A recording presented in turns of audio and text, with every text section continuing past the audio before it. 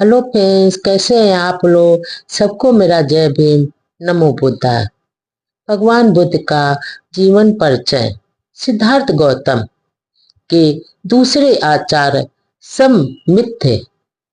उसकी अधीनता में सिद्धार्थ गौतम ने उस समय के सभी दर्शन शास्त्रों पर अपना अधिकार कर लिया था। इसके अतिरिक्त सिद्धार्थ गौतम ने भरद्वाज से चित्त को एकाग्र तथा समाधि स्थित करने का मार्ग सीख लिया था और भरद्वाज अलार कलाम का शिष्य था। उसका अपना आश्रम कपिलवस्तु में ही था।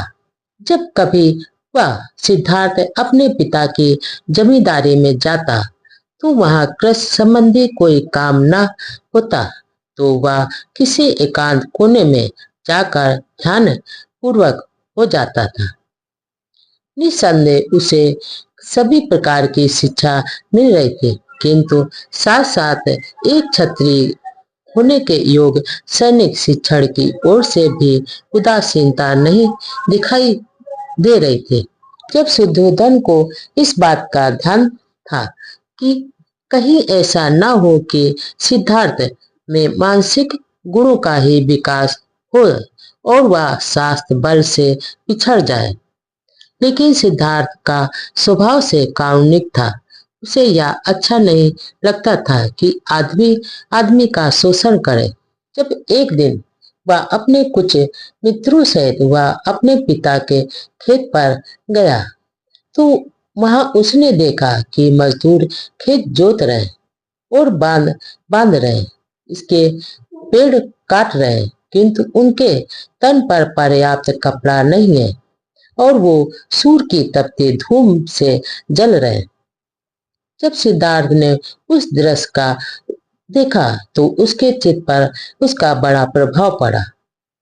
उसने अपने एक मित्र से कहा कि एक आदमी दूसरे आदमी का शोषण करे, क्या इसे ठीक कहा जाएगा?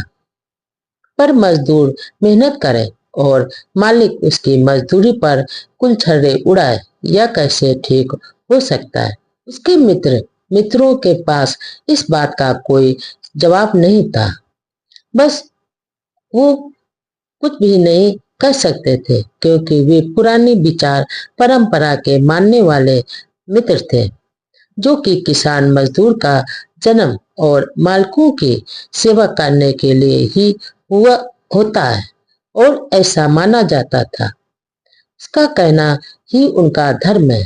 साक लोग प्रमंगल नाम का एक उत्सव मनाया करते थे, जब धान बोने के प्रथम दिन मनाया जाने वाला या एक ग्रामीण उत्सव था और वहां साकों की प्रथा के अनुसार उस दिन हर साक को अपने हाथ से हल जोतना पड़ता था और उसमें बीज बोना पड़ता था। सिद्धार्थ ने हमेशा इस प्रथा का पालन किया और वह अपने हाथ से हल चलाया करता था और उसमें बीज ही बोता था।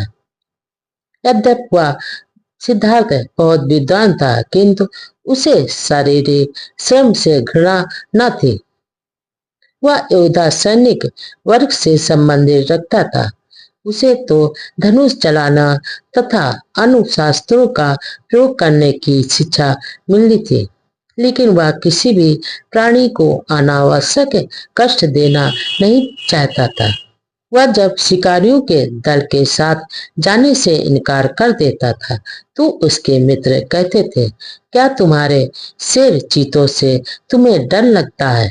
तो वह सिद्धार्थ प्रत्युत्तर से उत्तर देता था, मैं जानता हूँ कि तुम लोग शेर चीतों को मारने वाले नहीं हो। तुम तो हिरनी तत् और खरगोश को मारते हो, जैसे निर्दोष जानवरों को ही मारने में जा रहे हो।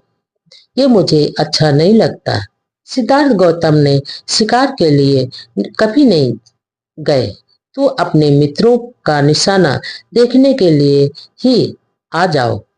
उसके मित्र आग्रह सिद्धार्थ गौतम से कहते थे, मगर सिद्धार्थ इस तरह के निमंत्रणों को कभी अस्वीकार नहीं करता था, हमेशा अस्वीकार कर देता था। सिद्धार्थ कहता था कि मैं निर्दोष प्राणियों के वध का साक्षी नहीं बनना चाहता हूँ और न ही कभी बनूंगा।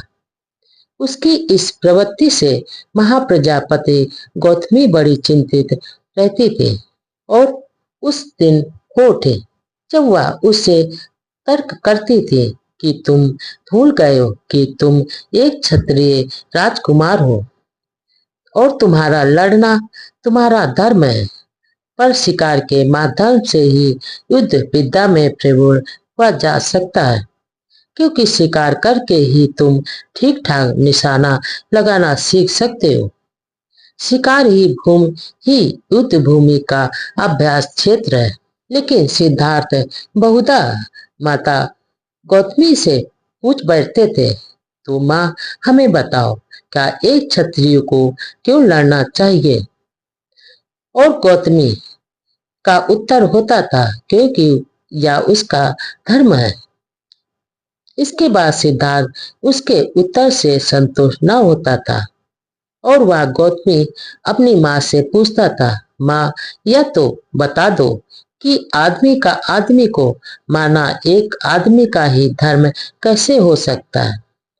इसके बाद गौतमी उत्तर देते थे, यह सब तर्क एक सन्यासी की ओर है, लेकिन क्षत्रिय का तो धर्म लड़ना ही होता है। यदि क्षत्रिय भी नहीं लड़ेगा तो राष्ट्र का संरक्षण कौन करेगा? इसके बाद सिद्धार्थ गौतम पूछते थे, लेकिन माँ यदि सब क्षत्रिय परस्पर एक दूसरे को प्रेम करें तो क्या बिना कटे मरे वे राष्ट्र का संरक्षण नहीं कर सकते? इसके बाद गौतमी निरंतर हो जाते थे।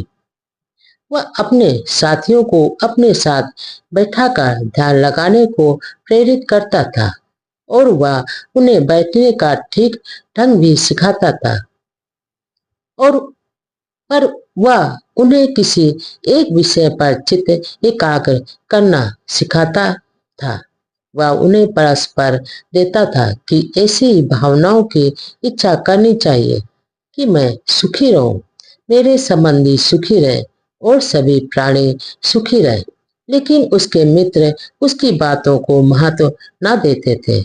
वे उस पर हंसते थे और वे जब आंखें बंद करते थे तो उनका चित्त उनके ध्यान के विषय पर एकाग्र न होता था।